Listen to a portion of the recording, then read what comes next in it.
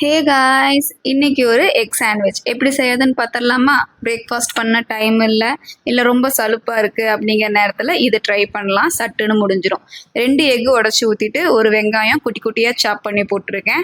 தக்காளியுமே குட்டி குட்டியாக சாப் பண்ணிவிட்டு ஒரே ஒரு பச்சை மிளகா நல்லா குட்டி குட்டியாக சாப் பண்ணி போட்டிருக்கேன். மல்லித்தலை கொஞ்சம் உப்பு போட்டு நல்லா பிளெண்ட் பண்ணி வச்சிடணும். நம்ம எக் ஆம்லேட் போடுவோம்ல, அதுக்கேற்ற மாதிரியான ஆம்லேட் தான் இப்போ போட போகிறோம்.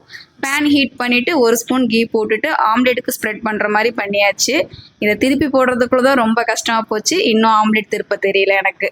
ஓகே, நெக்ஸ்ட் வந்து பார்த்தீங்கன்னா பிரெட் ஸ்லைஸை வந்து டோஸ்ட் பண்ணணும். அதுக்குள்ளே கொஞ்சம் பட்டி டிங்கரிங் வேலையாக நடுவில் நடந்துட்டு இருந்துச்சு அந்த ஆம்லேட்டுக்கு.